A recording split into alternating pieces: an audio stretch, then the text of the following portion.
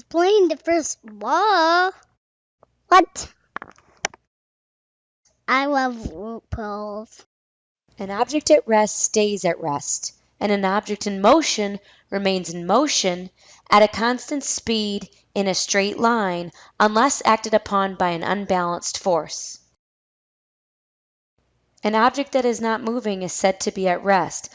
This diver will not start moving until a push or pull is exerted on them. That is the unbalanced force. Think about the game of bowling. The bowling ball is at rest while it's in your hand. It's not until you apply an outside force of your muscles that allows the bowling ball to continue in motion.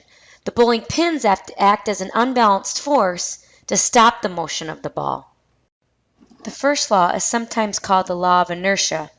Inertia is the tendency of all objects to resist any change in motion.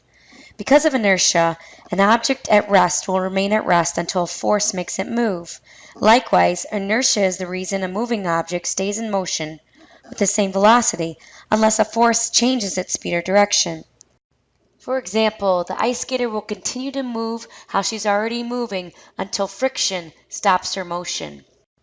Mass is a measure of inertia. An object that has a small mass has less inertia than an object that has a large mass. So changing the motion of an object that has a small mass is easier than changing the motion of an object that has a large mass. For example, a softball has less mass and therefore less inertia than a bowling ball. Because the softball has a small amount of inertia, it is easy to pitch the softball to change its motion by hitting it with a bat.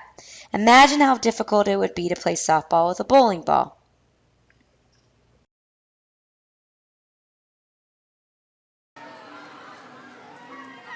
The second law states that the acceleration of an object depends on the mass of the object and the amount of force applied. In this example, the girls are applying a force to accelerate the ride at Walt Disney World. When analyzing the second law, acceleration, mass, and force are compared. In this situation, we have a small mass, therefore requiring a small force to push her down the hall. It's not until we add more mass that's going to require more force to push the objects down the hall. Mass and force are directly related. Newton's second law also focuses on mass and acceleration. This is a small mass with the motorcycle versus the semi-truck, which is a larger mass. As these two vehicles are traveling down the road, the smaller massed vehicle will be able to accelerate faster. You see this on the highway with smaller cars passing larger semi-trucks. Semi-trucks have a harder time accelerating because of their larger mass. If you've ever seen a semi-truck stopped at a red light, sometimes you'll notice that the cars will go in the other lane and they don't want to be behind the semi-truck. That's because the semi-truck has a harder time going from 0 to its final velocity. It takes longer to change the velocity, so its acceleration will be less. As opposed to a motorcycle, which has a small mass. This small mass can go from 0 to, let's say, 60 miles an hour a lot faster than the semi-truck. Mass makes a difference when analyzing acceleration. Mass and acceleration are inversely related. The larger the mass, the lower the acceleration, and the smaller the mass, the greater the acceleration. It's a lot easier for this motorcycle to stop suddenly at a red light, and that's because of its mass. It's easier to decelerate, as opposed to the semi-truck. Since it's such a large mass, it's going to be harder for the semi-truck to stop or to decelerate. You need to think about this when you start learning how to drive, and give yourself enough stopping distance. If you're driving a large SUV, you need to provide more stopping distance when you get to the red light, as opposed to driving a smaller car. The bigger the mass, the harder it is to change the acceleration. That is at rest, or if it's already moving. It's harder to change the acceleration when you have a bigger mass. Suppose you gave this grocery cart a hard push. This thing's going to go flying and probably go hit a car in the parking lot. Let's say we took that same exact grocery cart, but this time we just lightly tapped it. We gave it a little force. Then we're going to see a little acceleration come out of it, and this car would not hit another car in the parking lot.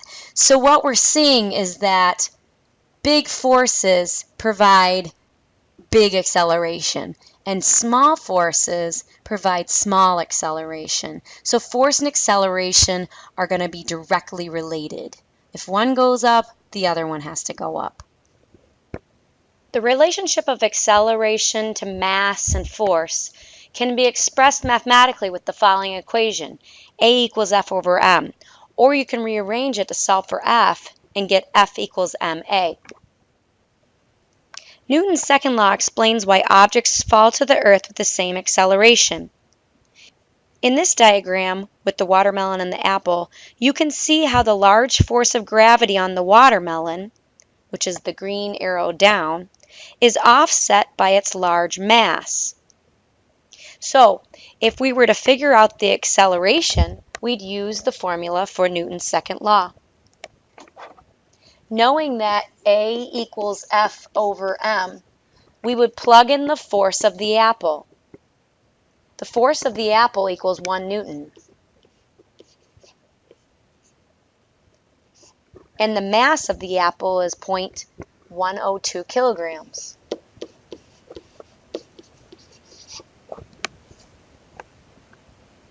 If we know that 1 Newton equals 1 kilogram times meters per second squared, and the reason why we know this is because if Newton is a force and kilogram is a mass and meters per second squared is acceleration, then we can automatically assume that 1 Newton will equal a kilogram times meters per second squared. So we can rearrange this formula. So we can rearrange our units in our problem. Instead of writing a Newton, we can write kilograms times meters per second squared. That way our units can cancel out.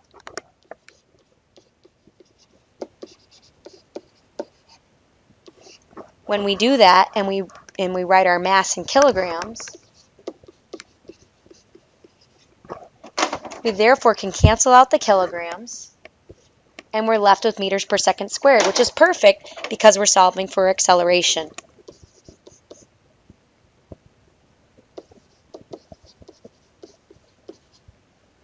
Now you notice that that's the acceleration due to gravity.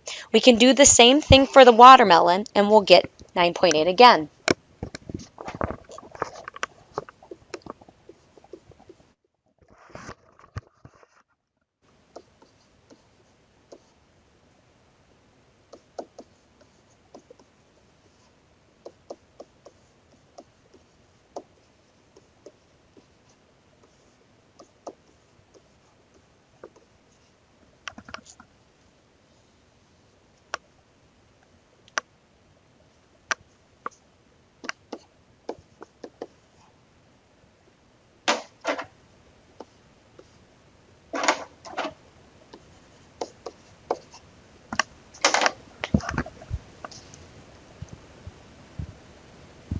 So you can see that the acceleration of the watermelon and the apple are the same when you solve for acceleration.